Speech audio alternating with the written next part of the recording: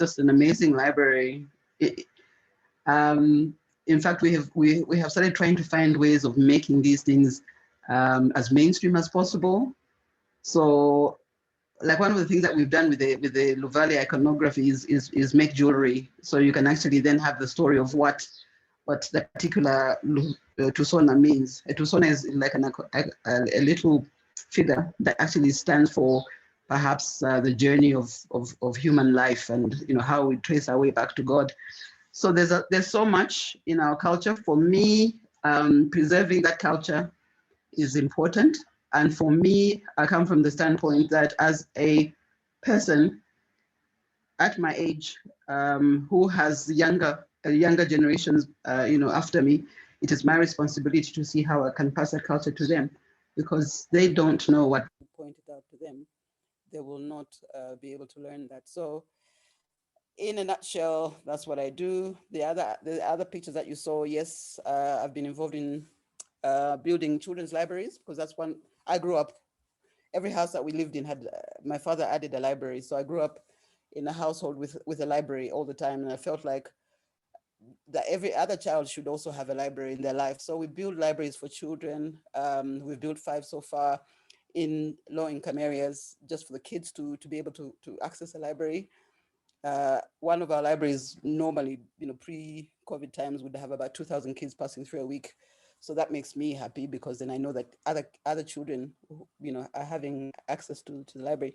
My football team, yes, it has actually also provided the Zambia national team with players. That was something to get young girls to kind of be engaged and disciplined and focused and whatever, and enjoy themselves. Worked out very well. Yeah, so there's many things that I do, but I think let's listen to you, because I'm interested to hear from you or what the issues are and what you'd like to discuss. Wow.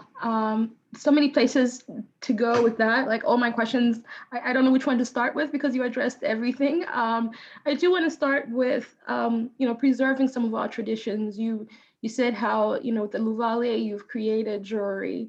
And one of the most prominent ways we celebrate our traditions, or that comes where our culture comes out, is that's at least publicized, is the joining of two families, the marriage process. And we've observed over the years or the times, this has become a social media phenomenon, and they've become bigger and grander, and they've been relabeled tea parties, and so many things about them look different, say from even just 10 years ago, right? When I was in Zambia and the experience I had and exposure to them. What would you say to young people going through that process? How do they get to really appreciate the traditions, learn about them, and like why those things are important, and really kind of guard, the sacredness of why they were instituted in the first place, versus just, go with what everybody's doing on social media. So I'd like for you to kind of share about that. Okay. Yeah. Okay, let me just maybe say a little bit about culture. Culture is a very organic thing. So, a culture can die, a culture can grow very, very much. One culture can overwhelm another culture and simply just swamp it or strangle it. Other cultures can come and completely wipe out your own culture. Um, Sometimes culture fights, and it refuses to die. And no matter what people do, a particular aspect of culture might just refuse to die. Some aspects of culture would refuse to cross even a road, something as physical as a road. This side of, the road will be one culture, the other side will be one culture. When I grew up in Chilenje, we felt we were kind of culturally superior to the people in Matero. Yeah. We thought that, yeah. So culture is a thing, and it borrows and it lends, and it, sometimes it borrows without even knowing it's borrowing. Sometimes it lends without knowing it has lent. Sometimes people just take from that culture. So a lot of things in our own culture have done all that, if you think about it. And we've had some forces that came from outside in terms of other cultures, like the colonial, the colonial period brought, Christianity, colonization. If you understand our history, the British basically came here with what they call the three C's, colonization, commercialization, Christianization, and what they called civilization, which was basically to wipe out our culture because they felt theirs was more civilized than ours. But also you had, like the Christian side of things, where they also came in and wiped out our own, beliefs in regard to God, and gave us new beliefs. Some of those have survived, some of them have not. Sometimes we fought against that. If you have ever heard of Lenshina, for me that was a real cultural battle, because amongst the Bembas, the women were the high priestesses of our domestic religion, and when the Christian church came, they basically relegated the women to just either sweeping the church or whatever. Didn't teach them how to read the Bible, so they excluded the women. And women like Lenshina were basically fighting to get back to that high position of the women in the religious life of their families. So there's a lot of how we fought. If you read some of the entries in the archives, for example, just the introduction of trousers to Bemba.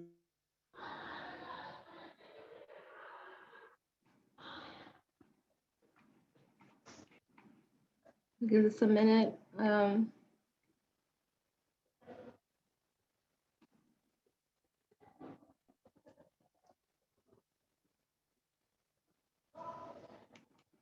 It's buffering. I think she'll be on in a second.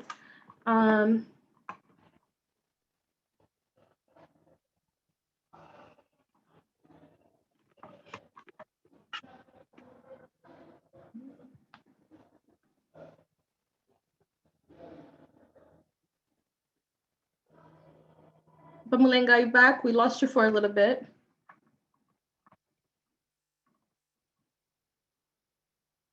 Oh, we lost her all the way.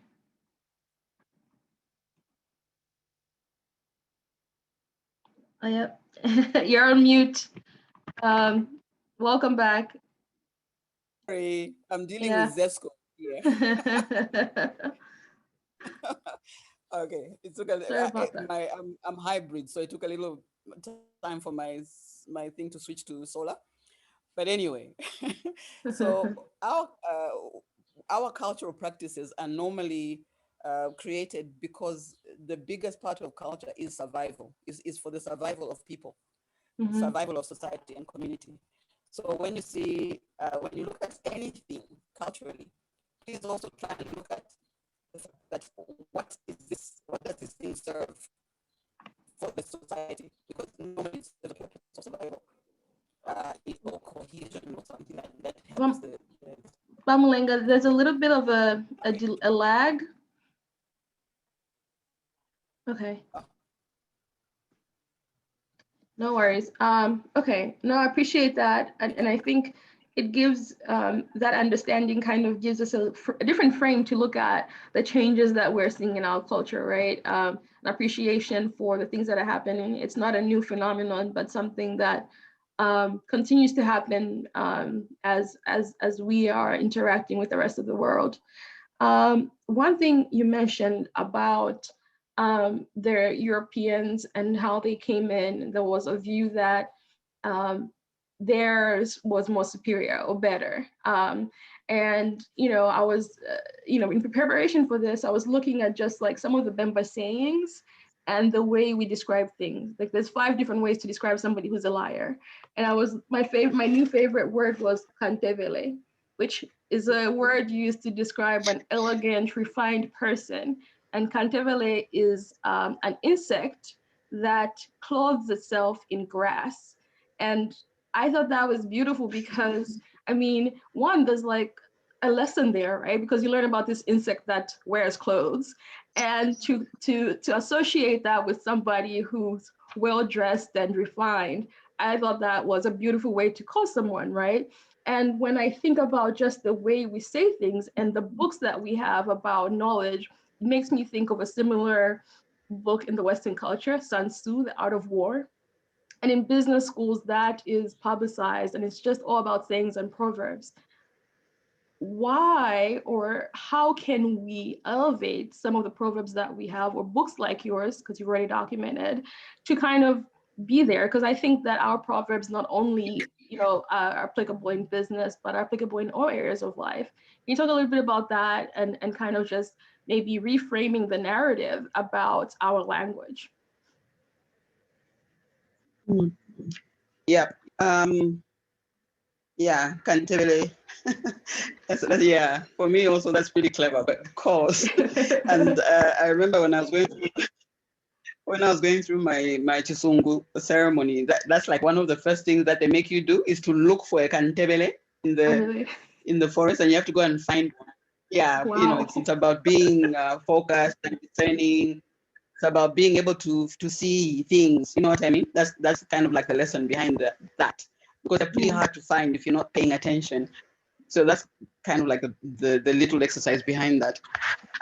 Yeah, but languages, again, languages are our libraries as well. For us, a lot of our history, our biology, our astrology, everything is stored in our language. And if we lose our language, we're losing massive amounts of information. So it's very important to preserve our languages. I'll tell you a story of I was flying back from somewhere, I can't remember where, and I was sitting next to three little kids. Their parents were sitting in front of me. The father was German and the wife was Zambian. And the little kids, they were from like age 9 to like 6, and they were, when they talked to their father, they spoke in German. When they spoke to their mother, they spoke in Bemba, and then sometimes they spoke in English to each other. And at one point, and I kind of just didn't let on that I understood. I was just kind of like enjoying listening to them because they were speaking like really good Bemba, like you were they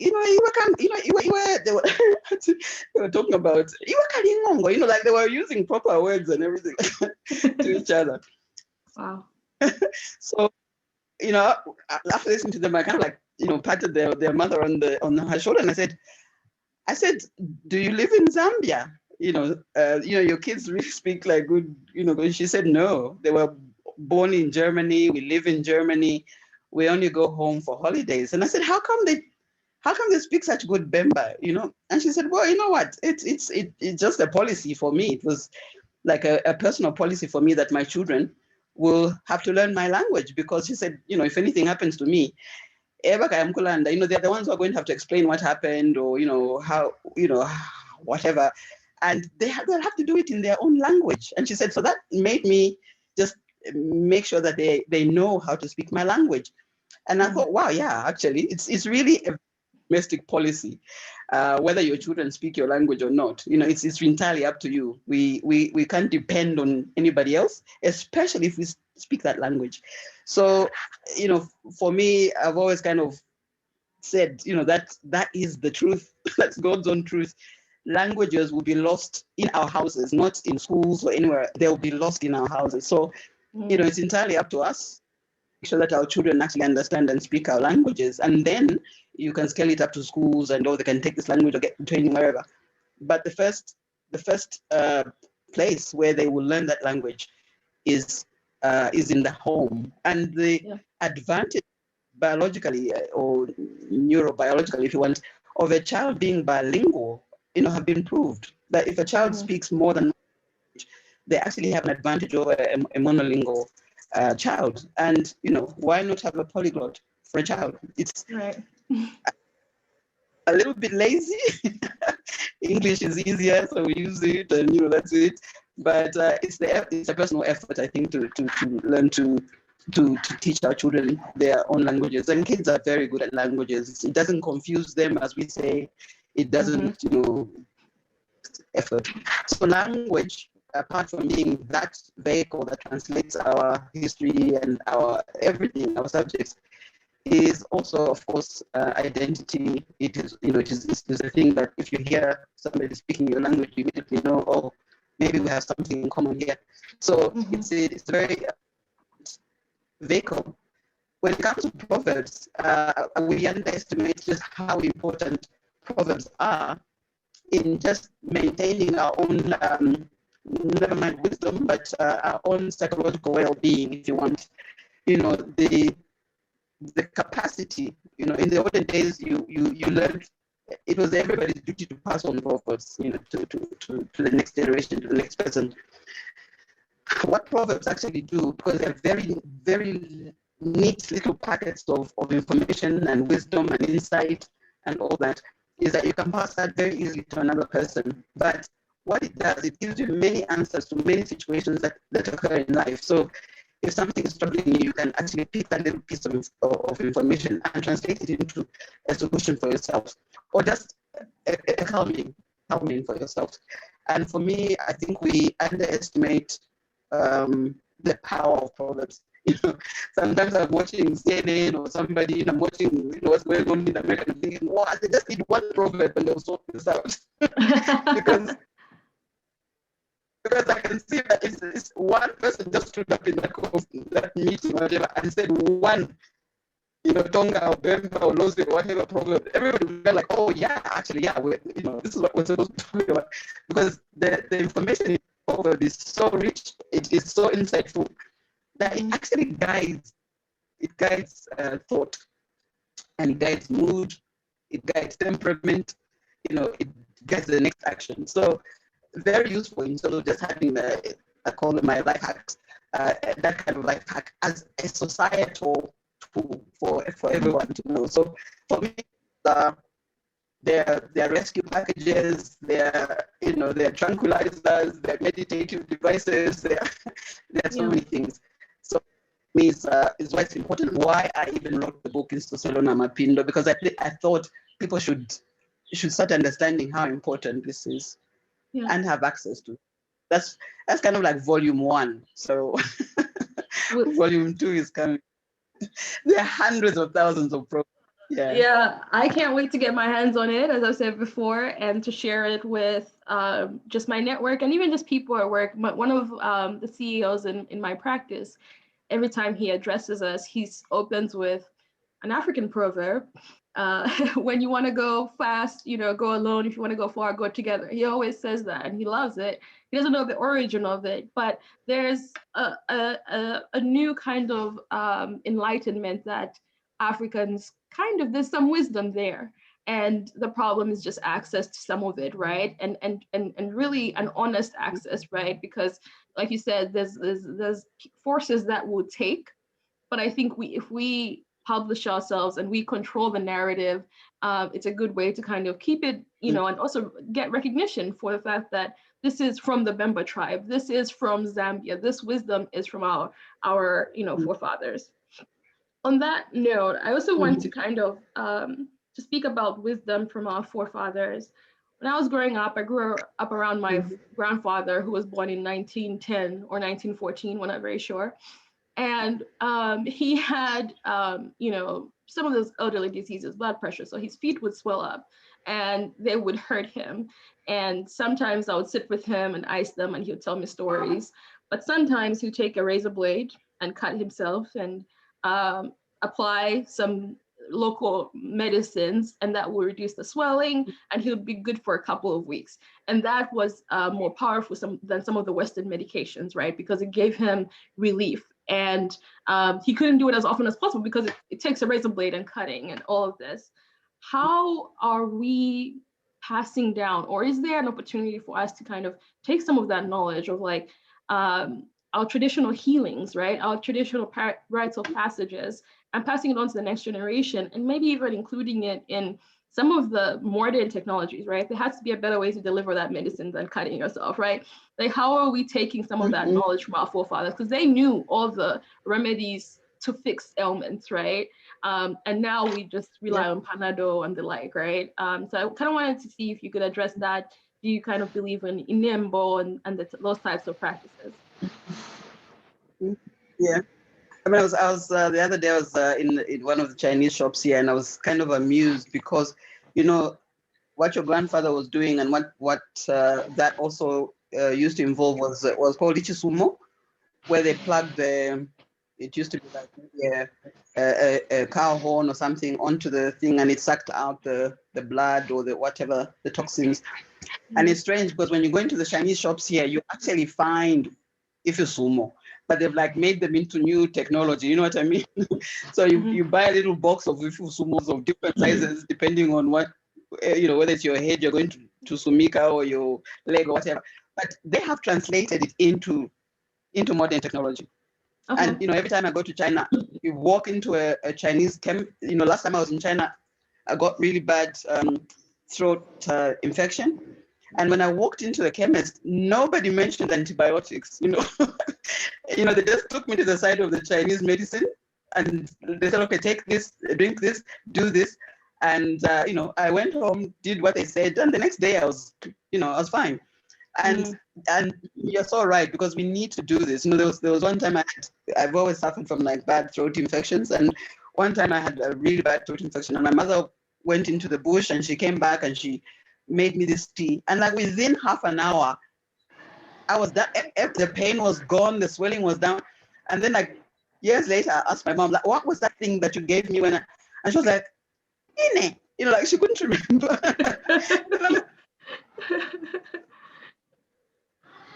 And she was like, what did it look like? I was like, it was red. You brewed. She could not remember. And I was like, oh my God, like I've lost that. We've lost that. She couldn't remember. But completely right. In other cultures that have not been as brainwashed, I think, because that's part of it, to in their own, medicines and things like that, they have now taken it up to another level. Fully packaged, done with maybe a new technology, and they're still using it. And happily, remember I was telling you about a friend of mine who has started, who has cut a deal now with Amazon and whatever to start selling Zambian writers' books. One of the first books that is actually been posted, I think it was posted yesterday, is a book on traditional medicines by Dr. Funda. And I would recommend all of you to actually buy that book, because he really gets into the medicines that we use and how we use them traditionally. So that's a really good book. And I'd recommend that you, so it is now. So I'd recommend, check it out and buy it, and you'll start reading a lot of about our traditional medicine, about it. So there's a question that came in. So two questions. One question came in related to steaming during COVID. I know there's been a lot out there about some of the traditional herbs, and steaming have been used by people with COVID. Have you seen that that's been effective? What can you share with us about that topic, if possible? Yeah. The whole steaming thing now is such a big thing. Like, when you drive around our roundabouts now, like you have boys with bunches of eucalyptus, so that you can go, steaming, or, bunches of African basil, luena, to steam with.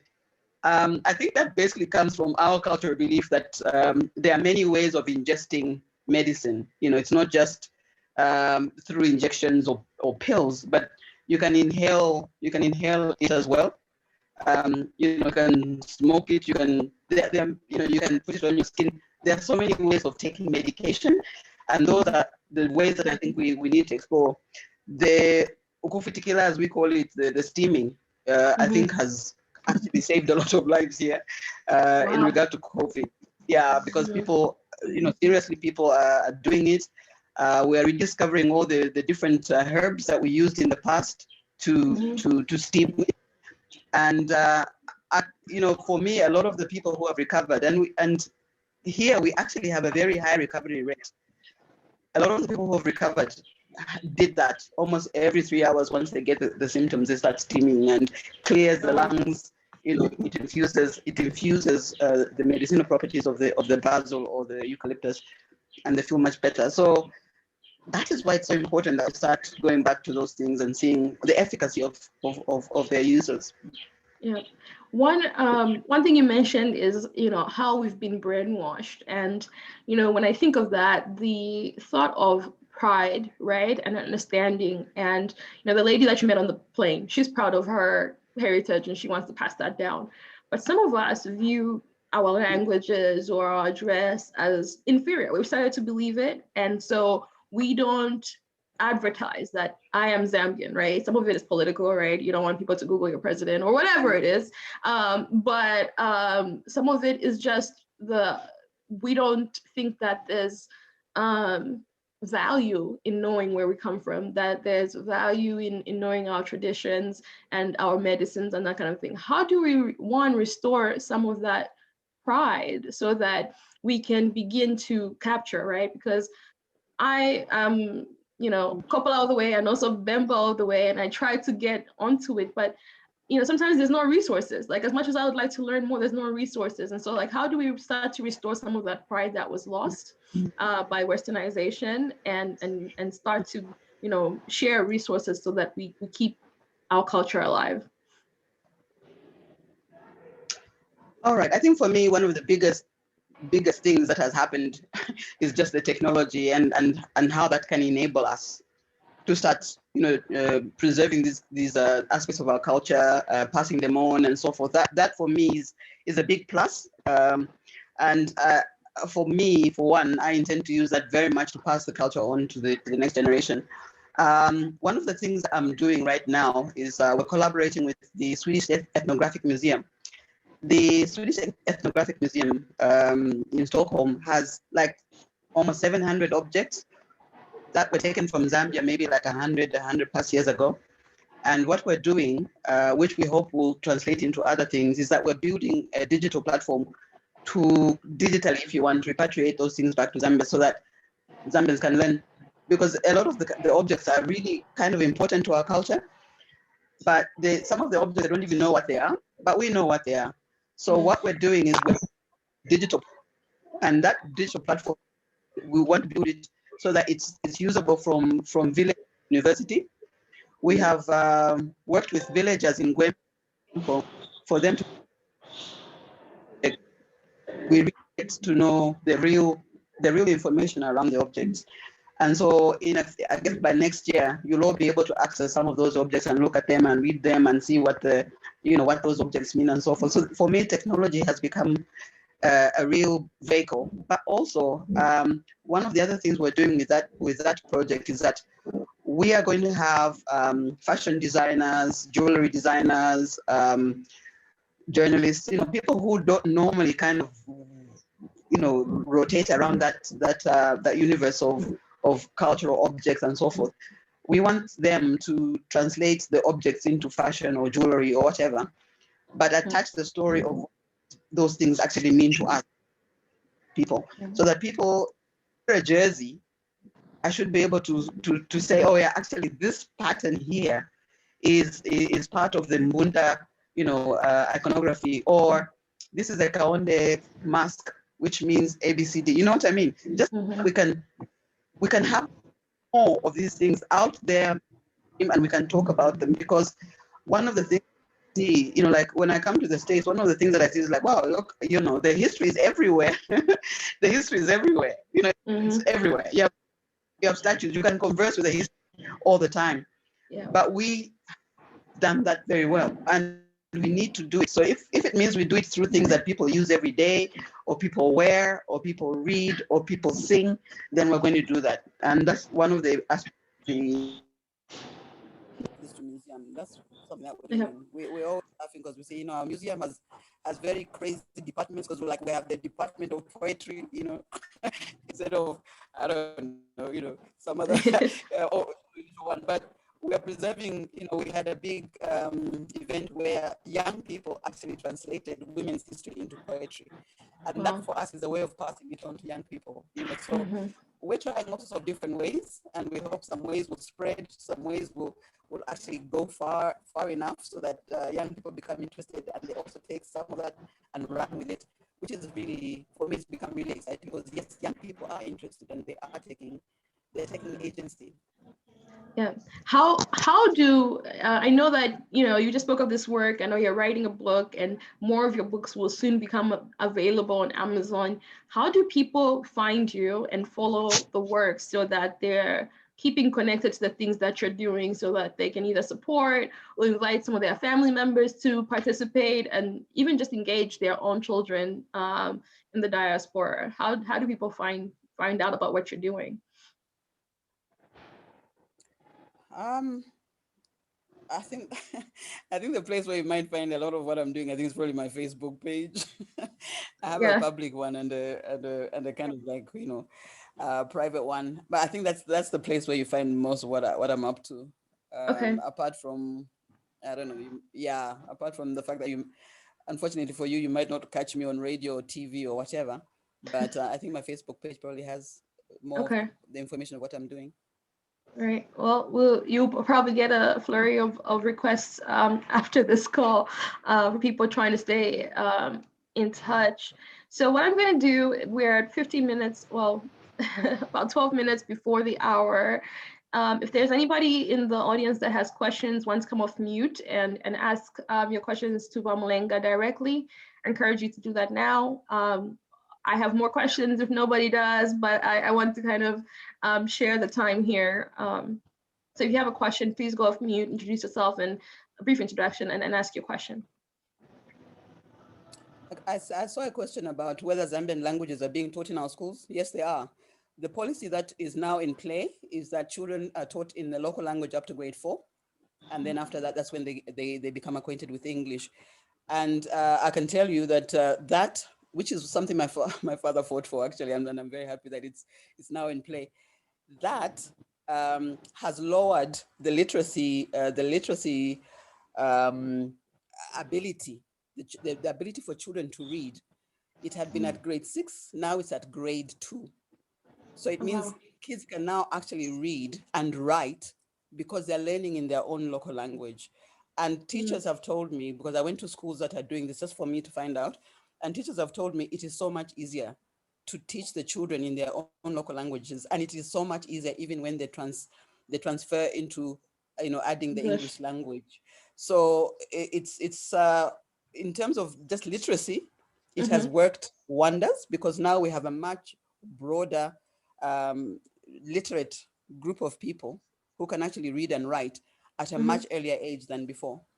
So yes, they are teaching local languages.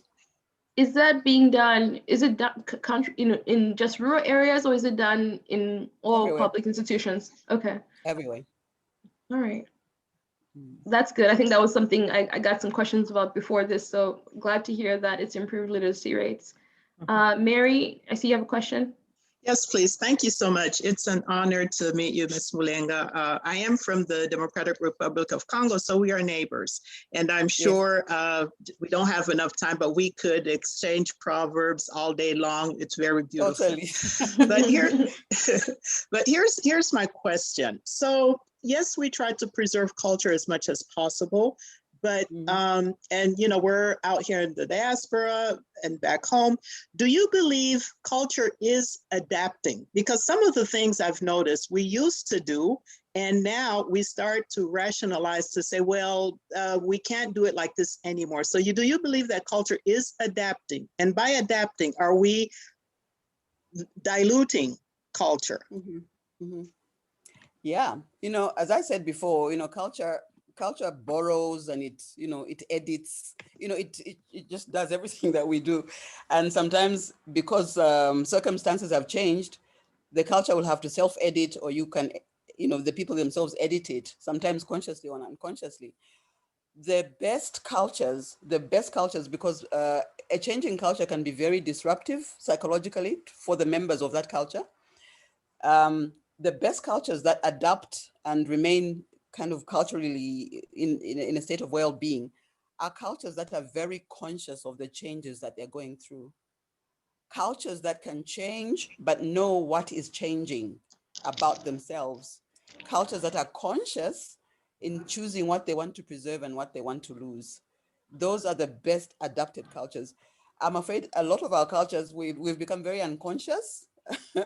It's literally like we've been injected with something from somewhere, and we become extremely unconscious about what is happening to us culturally. And a lot of stuff changes without our agency. Some of it we force to change.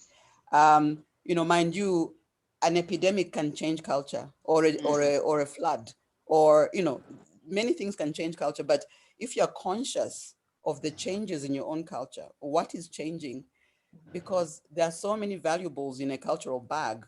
If you don't check the bag and see what it is that you're keeping or throwing out, then it becomes a problem as to how that culture actually helps that society or community. So yes, our cultures are editing, we're adapting, there's so many things that happen, as I said, natural, unnatural, outside forces, inward forces. But if we're conscious, we are much better able to adapt to whatever it is that we're doing or whatever is happening to us. Thank you so much. I really appreciate it. Thank you. All right, Brenda, I see you.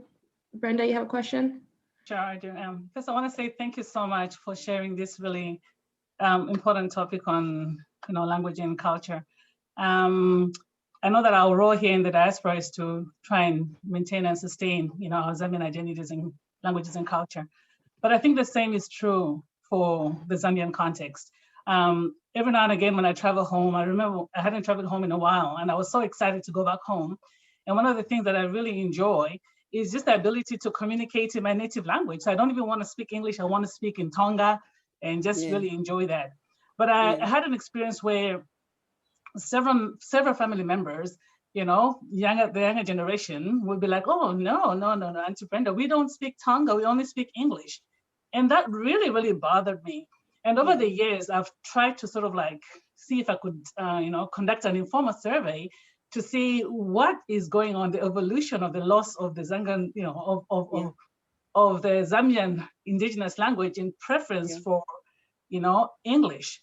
And I think one of the things that concerns me is, at least in the experiences that I've had with the people that are close to me, is there's a sense that, we need to embrace the English language. Yes, we are going to embrace the English language. We don't have a choice.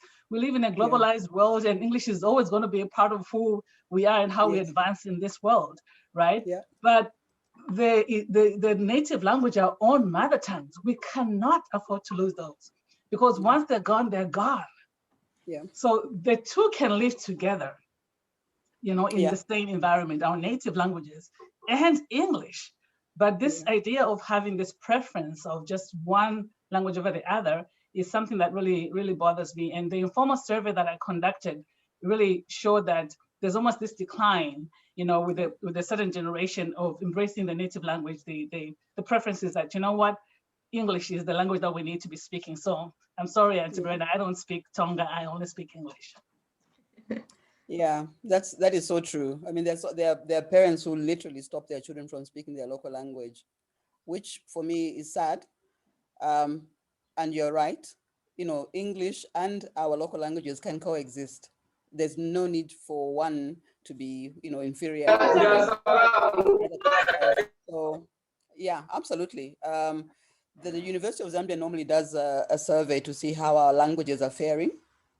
And it's I'm glad that there's a curriculum actually teaching local languages to young people, because at least there will be that, but there's some children, I remember a teacher saying, some of the kids were getting, spanked and beaten up at home because they were learning another language, apart from English, which is crazy. But, I go back to being brainwashed. We've been brainwashed to think that, English, we should only learn English and not our own local languages, because they have no value. They have a real value, and we should try and get them to coexist. Yes. Thank you, Brenda, for that question. Mulenga, I think you raised your hand. Do you still have a question? Mulenga? Yeah, I did actually. Okay. Hi, Mulenga. Thank you so much for this. It's so great to hear about our culture and everything that you said. One thing that I think I find these days is that there's a shift, in attitude, of care, to the older generation. It's we have a breed of youngsters who really have this attitude of entitlement.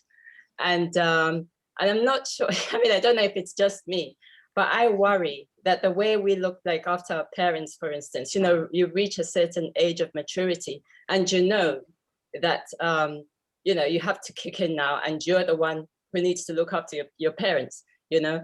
But I don't know. I mean, for some of us in the diaspora, of course, I mean, we're living in a mixed culture where it's like, if you even talk about things like that, it's like, well, you know, whatever, you know, the answer will be. But is it true, or is it just my perception that this is changing in Zambia as well? You know, like with the future, the younger generation, it's like they don't have the same sense of, you know, it's not care, but they just like seem to feel like they can't actually really do a lot for the older generation. It's always like more take than give. Yeah, you know, yeah, things are shifting, and we're getting this kind of nuclear family oriented type of thinking where it's me and my little family and whatever it is, and you know, my parents can, you know, stay out or whatever. But you know, happily we still don't, because for us that's the normal thing. That's the given. There's homes where people, you know, old people go, you know, are taken there or whatever. We still don't. I think one of the underappreciated things about Africa anyway, and Zambia, is the strength of the family, even if it's not in structure, but in obligation. You know, even if my parents don't live with me, I will send money, I will do, you know, I'll do all those kind of things. So, you know, we don't have a social welfare system here. The family is the social safety net.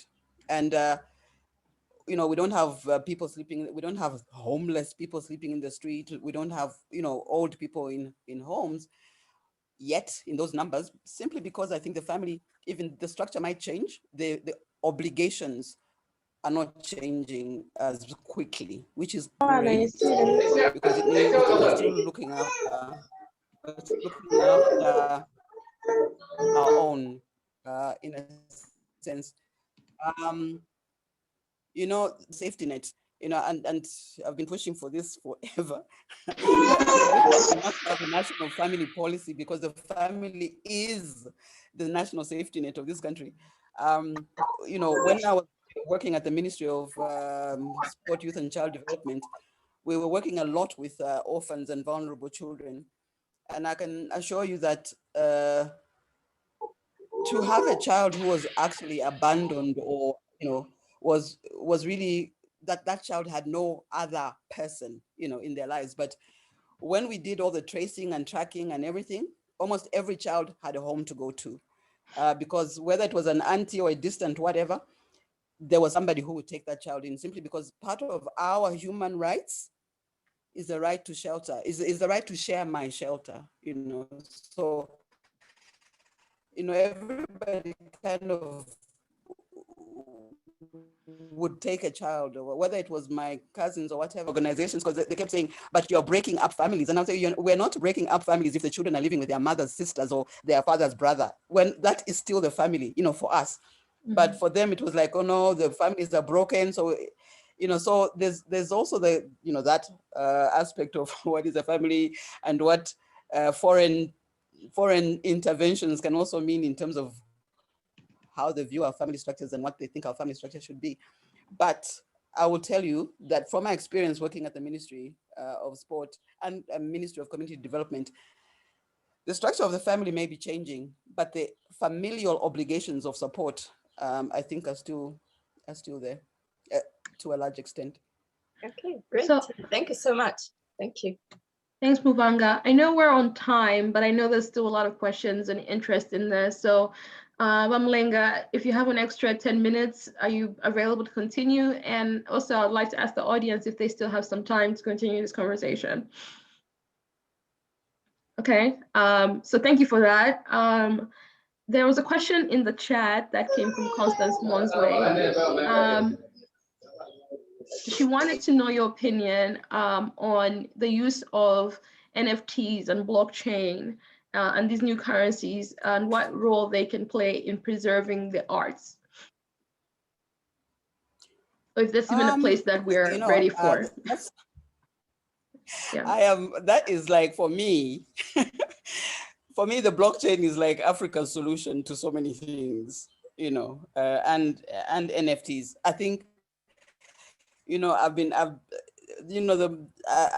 gone to like literally every agency here to say, you know what, this is, you know, there are technologies that are kind of, they fit very well into cultures, you know. auto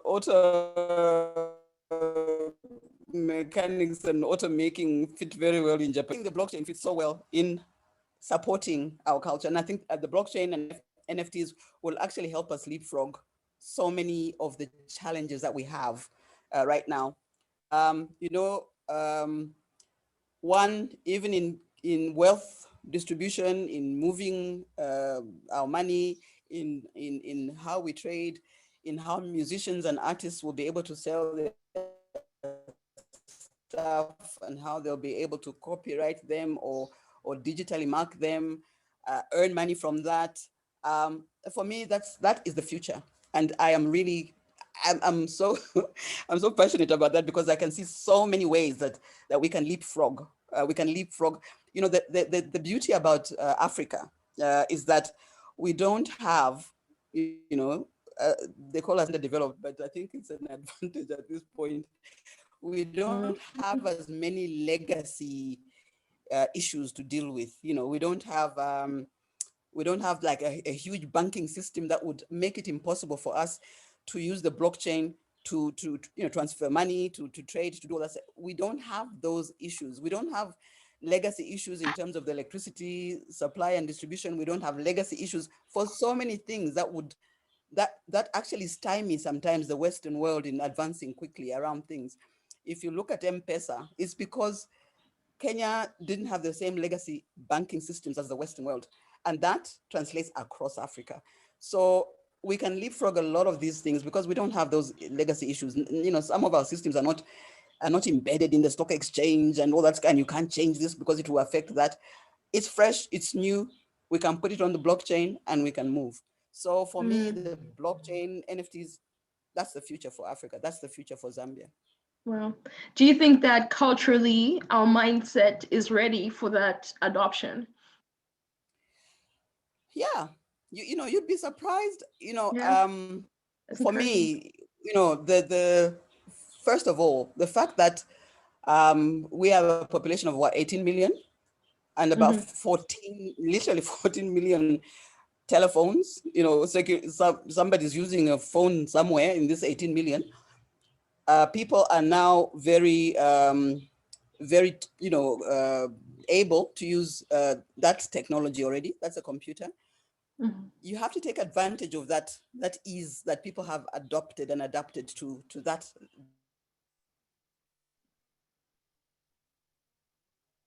Okay. I think we have another question. Constance, did you want to ask a question? Yes.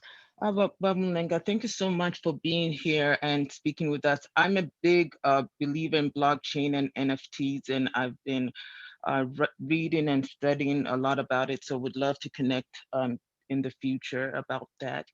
But I actually just also wanted to address the fact that I was one of those children who was raised in a family that only spoke English.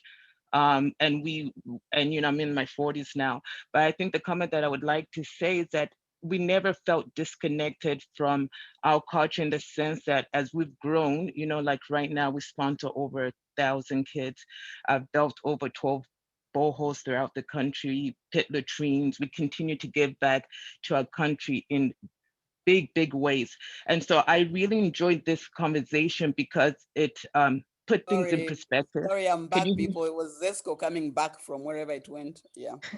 So. Sorry. Okay, so that's my take on the blockchain. I think for me, even in terms of governance, we can wipe out corruption overnight if we just put our government on blockchain. You know, the type of stuff that goes on in government, that I've worked in government, and I know that with the kind of with the blockchain technology, we can actually start rooting out corruption to zero. So there's a lot of uses for us. It's in the arts, it's governance, it's so many things. We need to duplicate you, Mulenga. But Constance came on stage and wanted to share. Constance, do you want to go again? I think she missed your comments. Okay, no problem. First, Mulenga, thank you so much for having taking your time this day to speak to us. I just learned so much. I was just saying that I'm a huge studier of NFTs and blockchain. I invest heavily into that space, so would love to collaborate down the road to see how we can preserve some of that Zambian art. But second, there was actually stating the fact that I grew up in a home when we only spoke English. I have 3 siblings and we're all here in the States, and we didn't speak our native tongues. Now we know a word or two, but never spoke it, but it didn't change our love for our country. And as I was mentioning, since growing up, we have a school of over 1,000 kids that we sponsor. We've built over 12 boreholes. I don't know how many pit latrines. We fund 2 micro lending projects in the country. Very actively involved in the Zambian community. So I guess my point is that yes, language is very important, and it's definitely, this conversation will allow me to kind of think meaningfully about what I do with my kids and making sure that they stay connected. But I think also too, not to defend my parents, I think they really were focused on making sure that they, raised successful kids, and they did it the best way they knew how. But I think also too, growing up as an adult, we have, I take full responsibility. If I wanted to learn my native tongue in my 20s, I could have. Like at that point, I was grown, it was not on my parents. But for me, I never thought that not having or understanding my native tongue meant that I couldn't contribute meaningfully to a country that I love and I, cherish so deeply. So I just kind of wanted to make those comments, but definitely a lot of great insight. I've learned so much, and definitely will be making some adjustments in my personal life going forward. Thank you. Yeah, I mean, you know what, mother tongue or your own, father tongue, whatever. It's normally, as I said, the language lives or dies at the household, so it's normally a parent's wish or not, to pass on the language to the child. And they, they have whatever reasons they have. When, for me, my parents, we were the first like ministers' children, who could now go to schools that were previously whites only schools. And where they taught in English and so forth. But my father, for all of us in my family, my father insisted that we all learn the local language. So we stayed at what those days were called the African schools. And my father said, the only way you're going to come out of this school and go to the other school is if you can write me a letter in a local language. And it didn't matter to my father whether it was Bemba or Tonga or whatever it was. As long as we wrote him a letter in a local language, then we could transfer to a school that taught in English. So that was the policy in my household. But not knowing your language, and especially if you're conscious that you don't know your language, but you're proud of your heritage and your country, it doesn't take away anything from you. One, it wasn't your decision, but secondly, even if it was your decision and you're still proud of your country and your culture, it doesn't take anything away from how you value your country and how much you can do for your country. So for a lot of us, it was not our decision. For all of us, it might be our decision. But if you still love your country, if you still love your culture, it is, it doesn't take anything away from you. I think the important thing is you love your culture, you love your heritage, and you support it. And I think that's enough for that culture to continue. So, yep, make the adjustments where you will and where you can, but it's not a thing that excludes you. If you don't know how to speak a local language, it doesn't exclude you from participating in your own culture. And then I'd like to invite, thank you, Mulenga. Tabitha, I think, was the first to raise her hand, and I apologize for not calling on you, but she'll be our last audience question. So Tabitha, invite you to the stage to share with us and ask your question. Hi, thank you. Thank you, Mulenga, for coming on. I really wanted my daughter to be able to listen to you. She's also a Mulenga, but she's working. So she'll listen to you. And I grew up here. I was born and raised here in the US. So just like Constance, I don't have the language. My parents at the time, my mother said specifically she wanted her children not to be discriminated against. She didn't want us to speak with an accent, and that was the reason.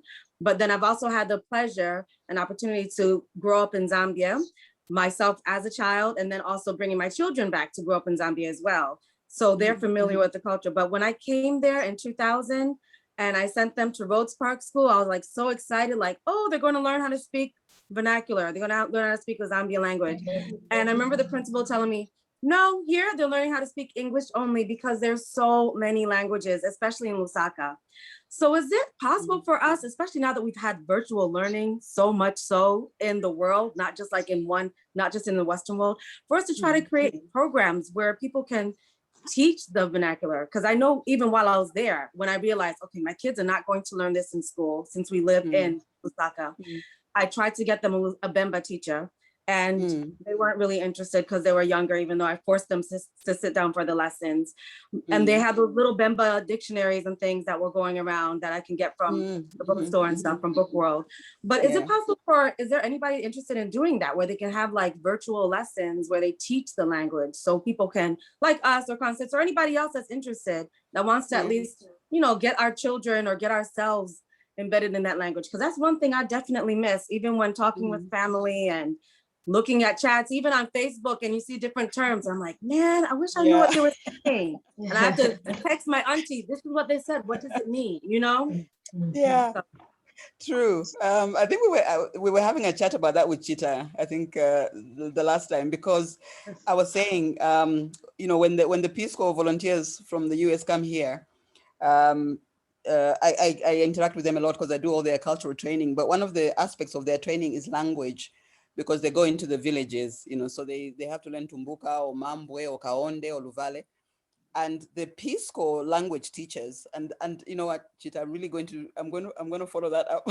Okay. The Peace Corps language, yeah, because I never really thought about it, but the Peace Corps language teachers are such brilliant language teachers. You know, they're really, really good, because they have to prepare these Peace Corps volunteers to go into the villages and be able to communicate in the languages, like within like, you know, 3 months or whatever it is. And, you know, every time I attend the Peace Corps graduation, like all the speeches are made in the local languages by the Peace Corps volunteers. You know, they speak, you know, in very correct and sometimes, in very correct Tonga or Tumbuka, whatever the thing is. But when I was talking about this with Chita, she kind of pointed out that, you know what, maybe we should kind of create a, you know, some learning space with those guys, the teachers and the ladies and gentlemen of the language part of the Peace Corps, because they're very good at teaching language, and for people to learn the language very quickly, but very, very well. So yeah, maybe something that we can actually, I'll certainly call them. After we spoke, I was like, that is a great idea, because so many people come to me and say, oh, now who can teach me this? But if we can set up something like that, I think would be really good. They're very, very good. And they know a lot of the Zambian languages. And I think it's even possible, because there was a time where I spent literally like 5 to 7 days in the village. And I was able, because I've heard Bemba all my life, but because I was able to actually pick it up and start using the terms and saying little phrases after just 5 to 7 days, something I've never done my whole entire life. But then I went back to Lusaka and had to tell people, oh, you're from Zambia. Yeah, what language do you speak? Oh, I speak Tonga. Do you know Tonga? No, you don't. Sorry, I can't talk to you in Tonga then. Yeah. Because I didn't know my language. And personally, I was ashamed. So it was just so difficult for me to learn it. And I really, really wish I could speak it. So that is homework we'll take away. And I'm not sure if you guys follow us on social medias, but we'll share that and blast it through email. This is, okay, the next question is, I promised the last audience question, and then I have a question about that will give us some homework. Suzanne Jacobs, I'd like to invite you to the stage. I love your question, so I don't want to butcher it. So if you don't mind coming off mute and asking it, I'd appreciate it, but otherwise I can try and articulate what you're trying to ask here. But if you don't mind coming off mute and asking your question. Sure, I don't mind. I can ask the question. What I was asking, thank you very much, first of all, Mulenga, for this wonderful opportunity to get to know you a little better and know the work that you do. It's been a passion of mine to just be immersed in the culture, even though we're far away from home. It's, especially as a parent, it's something that you feel you want to maintain those connections. But my question was regarding the Ichisungu that you went through.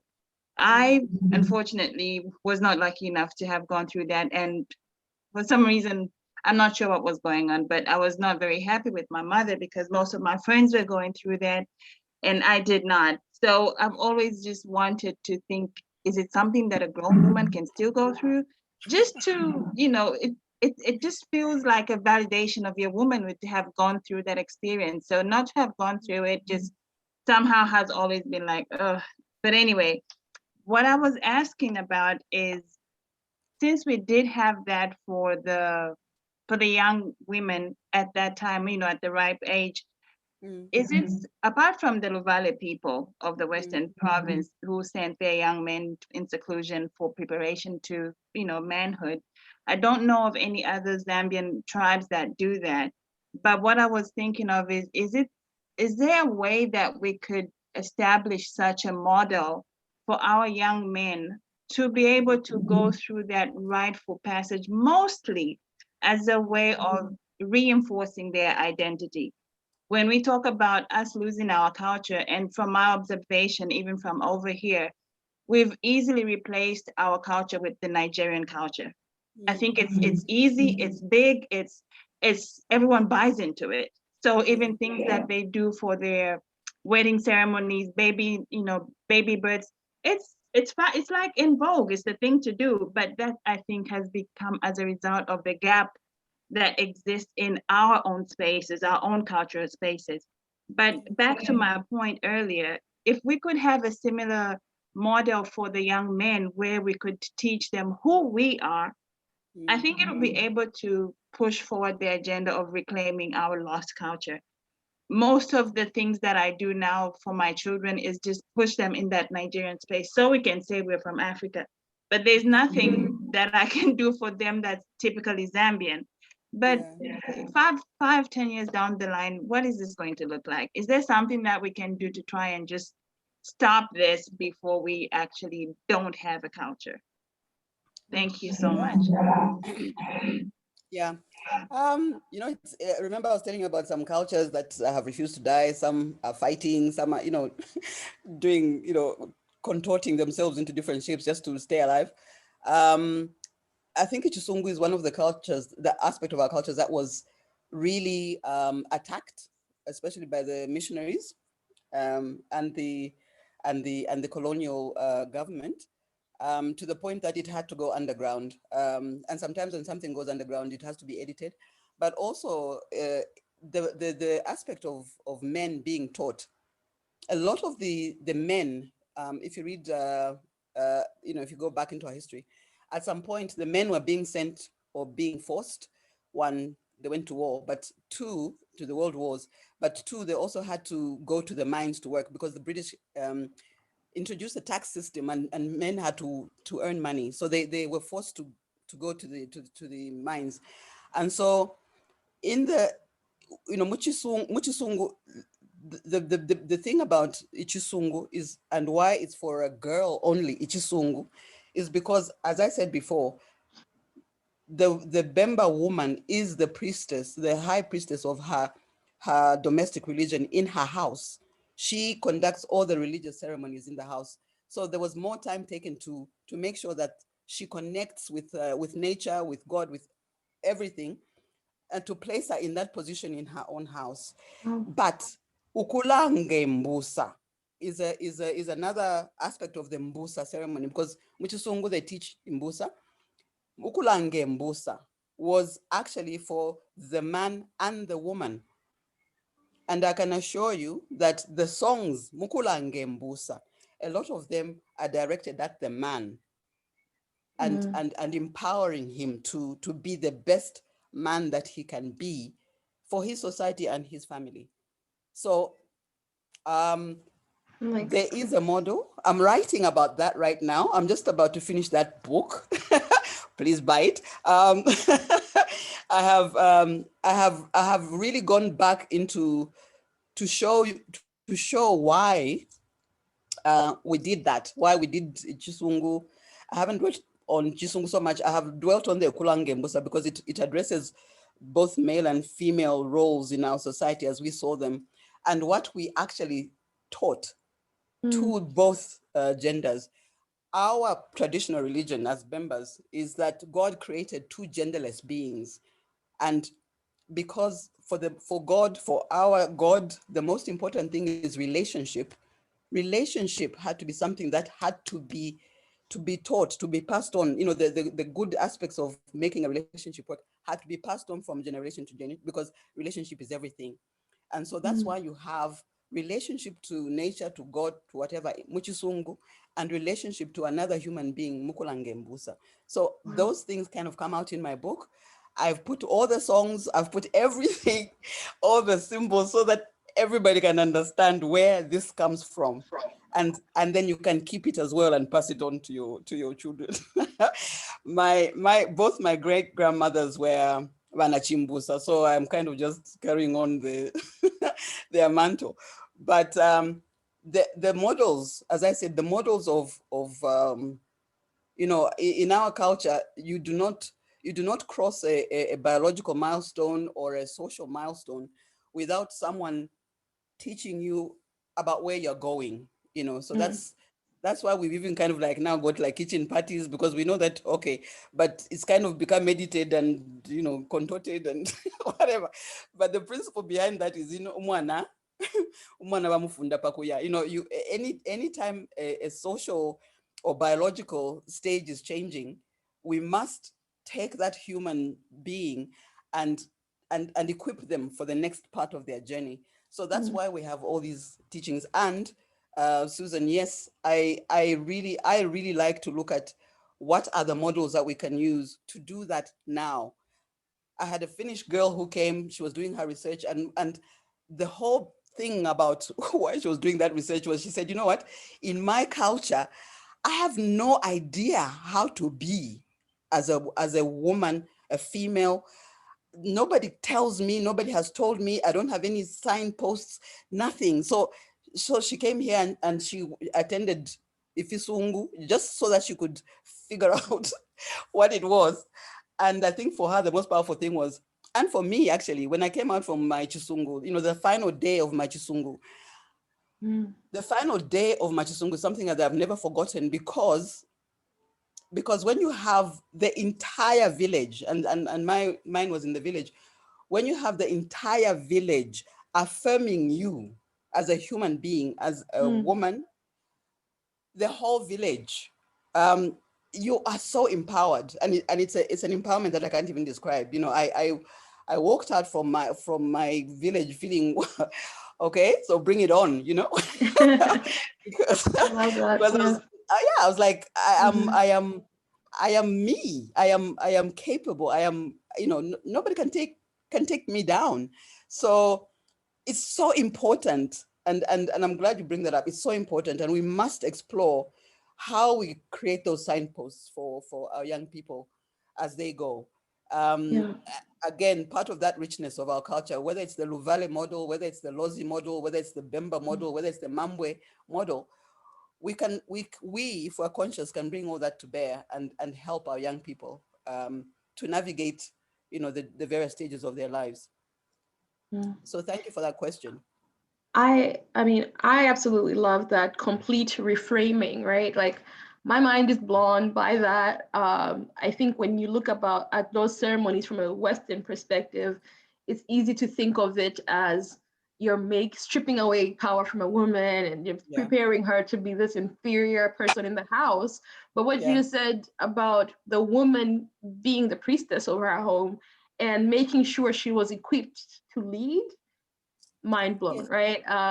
I can't wait to read your book and for my mindset to shift, and just to learn so much more about our culture and the practices.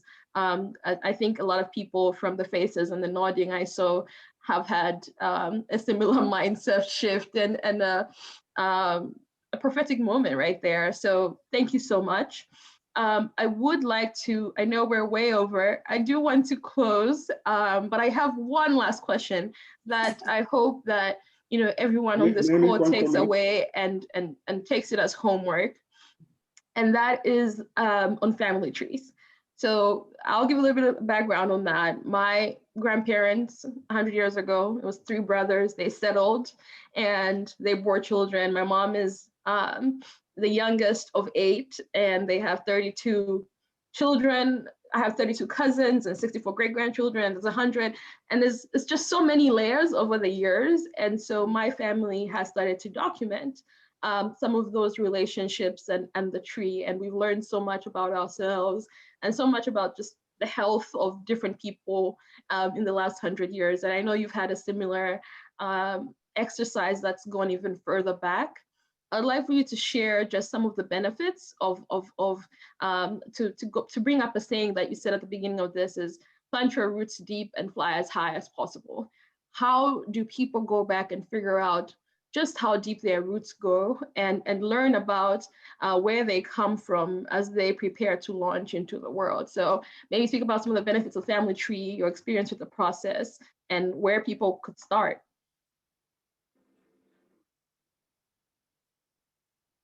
Hello, Mulenga, do we still have you?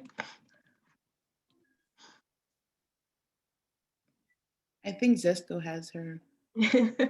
Yes, they do. It's in darkness, but it's on mute, so we can't really see. Right.